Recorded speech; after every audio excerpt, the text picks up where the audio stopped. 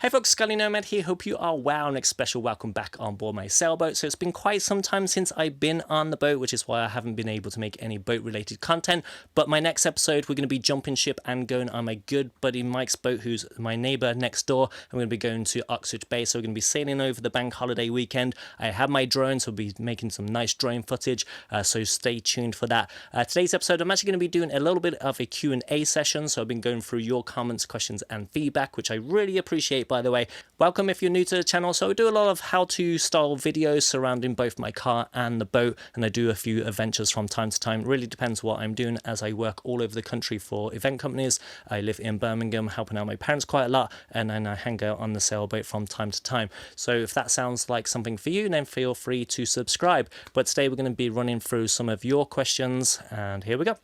So we'll run through the questions first, because I've got a little bit of a mixture here. So what is the hardest part of nomadic lifestyle? Would I buy an EV? Do I have any car projects coming up, in particular the oil pickup seal? The best events that I've done? How is the job hunting going? Here's a little hint.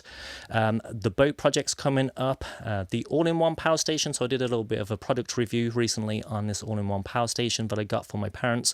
What is the next adventure? Some boat tour videos if I've got any lined up. And then how did I buy the boat? So the first question is, what is the hardest part of nomadic lifestyle? So if you're new to the channel, I work all over the country working for event companies. A lot of it is last minute gigs, and they are temporary positions. So one day I'll be up in, say, Liverpool, next day I'll be down in London. So I am all over the place, and I pretty much lead 4 different lifestyles. The event lifestyle, which is very much brushing shoulders with people. I have my family life, where I'm basically helping out my parents quite a lot. And then I have my boat life, so this is really my social side of things. And then I have my travel life. So before the boat I used to travel all over the world for the first 4 months of the year. So I'd say the hardest part is really maintaining relationships. I mean, the real riches in life are friends, family and relationships and experiences. Those I'd say is the 4 main things. So I've not been on the boat for months now, and I have missed out on a lot of parties, and there's been quite a few reasons for that, and that's mostly because of the work situation. If you told me I've done 50 days work in the last 6 months, I'd probably say that is about right. And with that, I'm kind of missing out on events, which means I'm missing out on like the kind of opportunities to build up relationships. I mean, I do have good friends here, but there's constantly new people, and there's people who come and go and everything. When it comes back to my family life, you know, I spend a lot of time in Birmingham, but I only really have one friend there, and he is married with 2 children. His wife is a nurse, and so, you know, to go out on a party on a Saturday night or something isn't really kind of an option, because obviously his wife works as shift patterns. But I mean, we do meet up from time to time. You know, wish I could see him a bit more. As for my event work, I've been doing it since 2010. I do like it, but it's become oversaturated, so the rates have gone down quite a lot, and so it's not really that quite well, which is why I'm looking for a different job, which is why I'm mentioning the job hunting. But yeah, and then my travel life is very much single, backpacking, you know, where I'm going off. I do have a travel friend who he has a real job, so we can only go away for a week or 2, but he has children and stuff, so we'll fly out together. He will hang out for a week or 2, go back home, and then I'll continue going on. Question 2 is, would I buy an EV? So this actually comes from my car repair playlist, where I am fixing my 2009 Insignia, which just hit 166,666 miles, so 1 and all the 6s. And in quite a lot of the repair videos, I'm wearing stuff like this. So this logo here is for a company called Polestar, and they basically make EVs, and I worked on the product launch for the Polestar 2, and they are great cars. And the way that I used to work with them is through racetracks, shopping centers, and we'd be demoing them, and a lot of people would go and test them out for test drives, and they're a lot of fun to drive, and the build quality is very good. If somebody gave me one, I would give it to my parents, because an EV suits my parents. They own their own house. They could put solar on the roof with batteries, and they could have an EV charger installed. However, EVs aren't for everybody, and frustratingly, there's a lot of government policies surrounding people who don't really know what it's like to have an EV as their full vehicle. For example, they're trying to push the same policy on everybody. Now, if you live in a block of flats on the 10th floor, you can't charge your car at home, so you're at a huge disadvantage on there. And when I worked for Polestar, along with the other companies that I was working for, I did work at a few events where you get lobbyists, government employees, and they're all brushing shoulders with each other. And originally they were going to put a pay by mile road charge on EVs, and the original figure was actually going to be 5p. So a lot of stuff that I hear at some of these shows are kind of the government bodies, lobbyists, talking heads, and these out of touch people who earn a lot of money, backhanders and all that type of stuff. So that was going to be one of the things. However, it is going to be 3p a mile. So if you drive 10,000 miles, your road tax is going to be £300. If you drive a hybrid vehicle, it's going to be emissions plus 1.5p per mile. It's still going to be cheaper than running your diesel or petrol overall, so you can save a bit of money. But again, it really depends if you own your own driveway. If you are somebody who likes to buy your car and keep it forever, that's fine as well, because you're not going to realise the loss. So when I worked for Polestar, the cheapest of the cheap one was £45,000, and you can look on Google now and you can pick them up for about £17,000. They've dropped down quite a lot in the value, and a lot of people were concerned about things like remote switch off and government control and stuff like that. I mean, in a way, I'm being controlled with my diesel vehicle because I can't drive into the clean air zones anymore. So again, that's kind of a controlling thing. And of course, if you're making your own power at home with solar, of course, it would be much cheaper for you. And of course, you can charge pretty much anywhere from even just the regular wall sockets. It would take you a long time to charge it that way rather than the actual EV chargers. But here in the UK, overall, they're pretty good. If you are in the market for an EV, you own your own home and you have a driveway, then I say go for it. If you are someone who leases the vehicles, or if it's a company car, then again, go for it. If you're somebody who likes to buy the vehicles and then trade them in a few years' time, I wouldn't really go that route, to be honest. But because the government policies keep changing all the time, it's quite hard to actually kind of navigate that. The third question is, do I have any car projects lined up, in particular the oil pickup seal? So the oil pickup seal was done on my vehicle when I first got it. I don't really have any projects lined up for it, but my car effectively drives like it's brand new. So the acceleration's there, the mile per gallon's there. I do use something called liquid moly or system cleaner, so it basically cleans the engine as I'm driving along. But there are a few things that do need to be done with the vehicle, and I don't really want to put the money into it anymore. That is the gearbox, so it doesn't go into reverse properly all of the time, so I basically have to kind of redo the clutch and then the gear knob. And as I'm driving along as well, I do get a bit more of a shake when I'm accelerating, so the gear knob basically moves around. And I have a little crack in the windscreen which may or may not pass the MOT, I'm not quite sure, and to get the windscreen replaced it's going to be quite expensive, and my key as well. So I can remotely unlock the car, but I have to put the key in the door to lock it because the button on the key fob is broken. It's the actual circuit board on there, and that's going to be about £300-400 to replace the key. And again, I don't really want to put the money into it, so overall probably not anytime soon, but I do want to buy a van and convert it. But yeah, let's get on to the next one. The next one is the best events that I worked at. So one of my favorite ones has been Broadmasters. So I was working for Inches Cider, and literally from 12 o'clock till 6 o'clock we're giving away free cider, and then we're going out partying all night. But I do get to see a lot of behind the scenes stuff. So recently I worked at Aston Villa and I went on a tour of the stadium, basically paid to do that. But I do have a lot of fun with the events. The problem is now is I'm being paid the same as I was back in 2010, and of course the money is not the same, and I am looking for other work.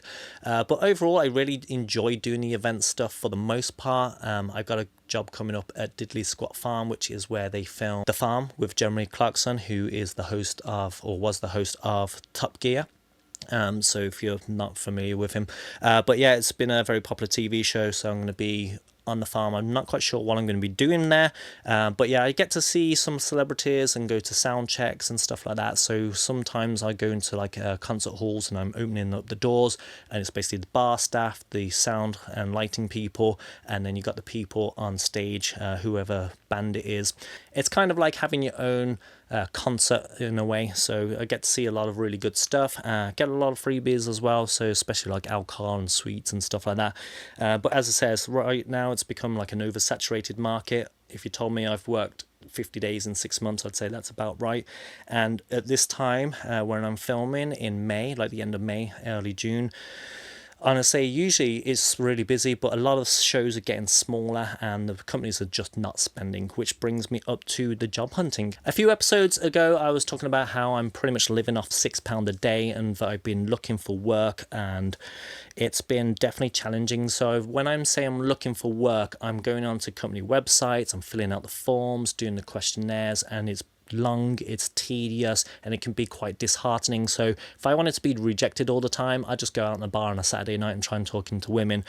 But yeah, it's very tedious. I've been looking for companies like Subaru, Toyota. I've been looking for lots of different things, pretty much leaning towards commercial vehicle sales. I did work at the commercial vehicle show and it was busy there at that show, so I'm quite surprised that I'm not really getting anywhere, but yeah, I'm still applying 5-6 gigs a day basically, so they are like real jobs that I'm looking for, but I'm really not getting anywhere. And this morning when I came back to the boat, I see my boat neighbour, and he was basically saying that he's spending a bit of time right now with the companies laying off people. Load up Yahoo Finance, again, it's layoffs. So everybody else is jumping into the job market at the same time as me, and they probably have a little bit more appropriate experience. But yeah, anyway, let's talk about the power station that I got. Recently, I did a review on a Fairy all-in-one power station. I got it for my parents to help them cut down on their energy costs. We're getting another energy price increase here in the UK. Currently, we are the second world's most expensive energy, and as they are retired and my mum is a carer and gets carer's allowance for my stepdad, they're on a fixed income, so having increased cost on everything isn't really helping them out. So what I decided to do is buy an all-in-one power station for them. I gave it a bit of a product review, but the power station itself is working pretty well. It holds 4 kilowatts of energy, so going from 0 to 100% with the solar on a nice sunny day like it is today kind of helps doing things like the washing machine, the TV running for them. So it's kind of helping shave off a little bit of the cost for them. That's what I got it for. And overall, it's working pretty good. And if I was to buy a van and convert it, I would just buy one of those rather than messing around with all the independent batteries and solar and all that type of stuff. They're all in one. They work great, so I do recommend them. I'll put the link in the description of that video so you can see for yourself what I'm talking about. We'll talk about boat projects. So last time I was here, it's constantly raining sideways, and there's quite a few jobs that I need to do externally on the boat. Things like sorting out the anchor. So the anchor doesn't engage all of the time when I'm pressing the button, and the unit for the windlass, which is what pulls the anchor up and down, that actually moves a little bit. So I basically have to go digging into a cupboard and do a lot of stuff on there to kind of reseal it, reset it, and do that type of stuff. I also want to install a diesel heater, but with a lot of the projects, there's a lot of cost base to it. So as I says, I've not really worked that much recently, and of course all the boat projects and the projects that I do have a cost to them, so things like the diesel being almost $10 a gallon isn't really helping at all. But anyway, I've got the diesel heater, I've got the wooden panels, but it's things like buying a conduit and doing all the wiring, and I need to buy a fuel pickup for the diesel heater as well. So it's all these kind of little bits and bobs that mount up over time. So yeah, the anchor, the diesel heater, they're on the to-do list. If I can get more work booked in, I'll hopefully have a solar arch at the end of the year on there. But yeah, fingers crossed I can get more work in. But yeah, if you want to help me out, by the way, if you just simply like and subscribe and leave a comment, that'd be helpful. And if you are feeling a little bit tipsy, there is the super like at the bottom, which is like a little donation on there. But let's talk about the next adventure. At the start of the video, I spoke about going to Uxbridge Bay with my good buddy Mike. So there's going to be 5 of us on the boat. It's a trip that we've done before. I do have a boat tour video of Mike's boat and my own one. If you want to have a little look, I'll leave in the description a playlist to the boat tour videos. So if you want to have a look at what they are, I've done about 5 in total. I may as well combine this with the other question is, do I have any boat tour videos lined up? Not at the moment, and that's mostly because I haven't been at the marina. I need to find somebody who wants their boats filmed and also arrange times with them as well. So I do find that I've got people lined up and they're saying, yeah, we'll do it. And then next thing you know, they're like doing a boat project or something comes up or it's raining sideways. So I am trying my best to film them because it is the type of videos that I like and enjoy making and seeing other people's boats as well. So yeah, that's the next adventure on boats. And yeah, let's go on to how did I buy the boat. It's surprisingly warm inside today here, guys. I just looked at the little thermometer, 36 26 degrees in here and 25. So I'll be filming this and going outside on the hammock very time soon. But yeah, how did I buy the boat? So I did not intend to buy the boat at all. It's not like a lifelong dream of mine at all.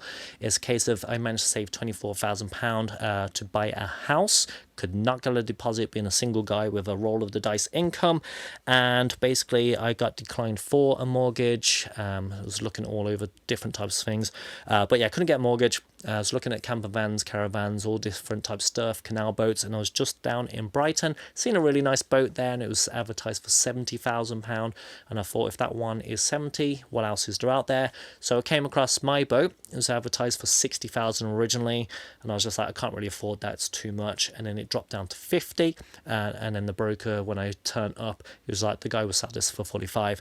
Anyway, had a surveyor look around.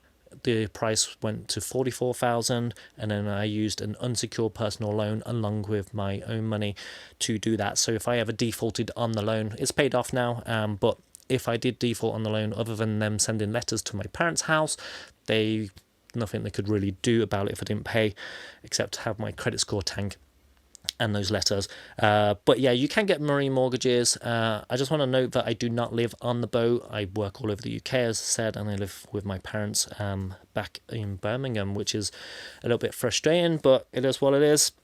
So a lot of mariners do not allow you to live on their boats. So if you are looking to escape the matrix and have a low cost living lifestyle, some mariners allow you to, others do not. My original plan was to actually take the boat down to Brighton, and when I'm not working for event companies, do afternoon tea on it and Airbnb out on the weekends when I am going off and about. But again, I ended up staying in this marina here, which I really like and enjoy. It's one of the most affordable ones in the area, so that's basically why I've stayed put. But there are a few other reasons, like my accident and knockdown and all this type of stuff. But anyway, very happy that I'm here, got a lot of friends here, everything is what you need around the area. It's much nicer than what it is in Birmingham. But yeah, I'm going to wrap it up now, guys, because I'm going to see if Mike needs any help next door ready for the boat, and I need to go and get provisioning and get on with this video. But yeah, guys, I really appreciate all your questions. Feel free to throw them in. I'm only a small channel. Have in mind I did hit 1.1 million views. But yeah, really appreciate it. Thanks for watching, thanks for being fans, and I'll see you on the next one.